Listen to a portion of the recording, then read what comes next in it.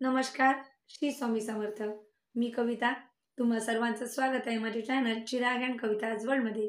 पुन्हा आज घेऊन आली आहे एक कथा स्वामी समर्थ यांची, की त्यांनी कुणाचा अहंकार मोडला आणि कसा धुळीत मिळवला.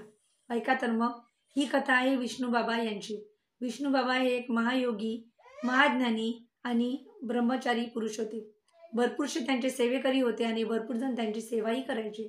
तर एके दिवशी मेन्यामधून जात असताना त्यांना स्वामी समर्थांची आरती त्यांच्या कानावर पडली आणि स्वामी समर्थ त्यांना दुरून झळकले. त्यावेळी ते मेन्यामधून उतरले आणि ते स्वामी समर्थांजवळ गेले. तर मला सोडून हे लोक स्वामी समर्थांची आरती करत आहे, ही गोष्ट त्यांच्या मनाला पटली नाही. आणि मग त्यांनी आरती संपल्यानंतर स्वामी समर्थांना प्रश्न केला की तुम्ही ब्रह्मपदी तदाकार आहात का? मला आधी ब्रह्मपदी तदाकार या शब्दाचा अर्थ सांगा. जर या शब्दाचा अर्थ तुम्हाला माहीत असेल तर तुम्ही ब्रह्मपदी तदाकार आहात, तुम्ही महान विभूती आहात असं मी मान्य करेल, अथवा नाही. तर त्यांच्या या शब्दावर स्वामी समर्थ खडखडून हसले आणि रागारागात विष्णू बाबा तिथून निघून गेले. मालोजीराजे भोसले यांच्याशी रात्री मालोजीराजे भोसले यांच्याशी वेदांवर चर्चा करत असताना विष्णू बाबा आहे यांनी भरपूरशा स्वामी समर्थांबद्दलच्या तक्रारी मालोजीराजे भोसले यांच्याकडे केल्या. त्यानंतर ते झोपी गेले. झोपी गेल्यानंतर बघा काय झालं, की झोपी गेल्यानंतर जे विष्णू बाबा होते त्यांना एक स्वप्न पडलं. स्वप्नामध्ये त्यांनी बघितलं की त्यांच्या पोटावर एक विंचू त्यांना चावा घेण्याचा प्रयत्न करत आहे आणि विंचू मोठा होता, भयंकर असा होता. तर त्यावेळी ते जोरजोराने ओरडू लागले, मला वाचवा, मला वाचवा, मुझे बचाव, मुझे बचाव असे ते जोरजोरात ओरडू लागले. आणि त्यांच्या ते ओरडण्याचा आवाज मग त्यांच्या सेवेकरांनी ऐकला आणि सेवेकरी त्यांच्याजवळ गेले. त्यांनी म्हटलं, महाराज काय झालं? तर विष्णू बाबा यांनी सांगितलं की मला एक विंचू चावतोय, तो माझ्या पोटावर बसला आहे आणि तो हटवण्याऐवजी तुम्ही मला काय झालं विचारता आहात, आधी त्याला हटवा. तर ते सगळे आश्चर्यचकित झाले आणि त्यांनी सांगितलं, विष्णू बाबा इथे कुणीच नाही हो, एकही विंचू इथे नाही आहे. तर त्यांनी विष्णू बाबा यांना मग त्या गोष्टीची जाणीव झाली की आपण कुठलं तरी स्वप्न बघितलं आहे. तर त्यानंतर दुसऱ्या दिवशी उठल्यानंतर सकाळ झाली आणि सकाळी ते पुन्हा स्वामी समर्थांकडे गेले आणि पुन्हा त्यांनी ब्रह्मपदी तदाकार या शब्दाचा अर्थ स्वामी समर्थांना विचारला. पुन्हा स्वामी समर्थ हे खडखडून हसले आणि पुन्हा मग विष्णू बाबा तिथून परतले, रागारागात परतले. तर भक्तगण जे होते त्यांनी एक आश्चर्य बघितलं, ते म्हणजे स्वामी समर्थांच्या शरीरावर अगणित विंचू चालत होते. आणि मग सगळे भक्तगण महाराज विंचू, महाराज विंचू असे म्हणत ओरडत होते.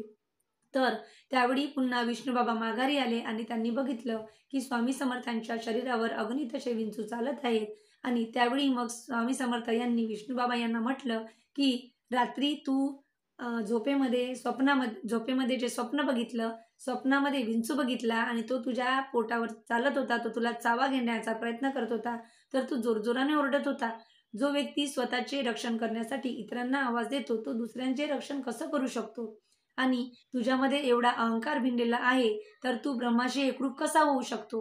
कारण जो विनम्र असतो तोच ब्रह्माशी एकरूप होतो आणि तो खरा ब्रह्मपदी तदाकार असतो. आणि जोपर्यंत तुझा अहंकार झटकणार नाही, त्याचा नाश होणार नाही, तोपर्यंत तूही ब्रह्मपदी तदाकार होऊ शकत नाही आणि तुला ज्ञानी म्हणणं हे अतिशय चुकीचं होईल. तर खरंच असतं की आपण जर विनम्र असू तरच आपल्या ज्ञानाला काही उपयोग आहे. आपल्यामध्ये जर अहंकार असेल तर त्या ज्ञानाला काहीही अर्थ उरत नाही किंवा महत्त्व उरत नाही. ती गोष्ट विष्णू बाबा यांच्या लक्षात आली आणि त्यांनी मग आपलं डोकं श्री स्वामी समर्थ यांच्या चरणांमध्ये ठेवलं आणि त्यांनी स्वामी समर्थांना विनवणी केली की माझा आता उद्धार करा. आणि त्यांनी स्वामी समर्थांना एक आश्वासन दिलं की हे समर्थ महाराज, मी आजपासून तुमचा परमभक्त झालो आहो आणि यानंतर तुमच्या आज्ञेशिवाय मी पाऊल पुढे कधीही टाकणार नाही आणि तुमच्या मार्गदर्शनाशिवाय मी कुठलीही गोष्ट करणार नाही, असे त्यांनी वचन स्वामी समर्थांना दिलं. आणि त्या दिवसपासून ते स्वामी समर्थांचे परमभक्त झाले. पूर्णपणे त्यांचा अहंकार धुळीत मिळाला आणि ते मोठ्या मनाने मग तेही समाजाची सेवा करू लागले आणि इतरांना मार्गदर्शन करू लागले. तर खरं आहे ना की आपण जर ज्ञानी असू पण आपल्या ज्ञानाला जर नम्रतेची जोड नसेल तर आपल्या ज्ञानाला काहीही अर्थ उरत नाही. अशा पद्धतीने जे लोक स्वामी समर्थांचा तिरस्कार करायचे, त्यांचा राग करायचे, त्यांच्या तक्रारी करायचे, ते स्वामी समर्थांचे भक्त होऊन जायचे. म्हणून आपण स्वामी समर्थ यांना ब्रह्मपदी तदाकार म्हणतो. खरंच ते एवढे महान होते. तर कसा वाटला आजचा एपिसोड? कशी वाटली आजची कथा? नक्की सांगा कमेंट करून. आणि माझ्या चॅनलला एक विनंती आहे तुम्हाला कळकळीची, सबस्क्राईब केलं नसेल तर कृपया सबस्क्राईब नक्की करा आणि माझे व्हिडिओ जास्तीत जास्त लोकांपर्यंत शेअर नक्की करा. पुन्हा भेटू या चॅनलवर चिराग अँड कविताज वर्ल्डमध्ये. सर्वांचा दिवस शुभ जाओ ही सदिच्छा व्यक्त करते आणि रजा घेते. श्री स्वामी समर्थ.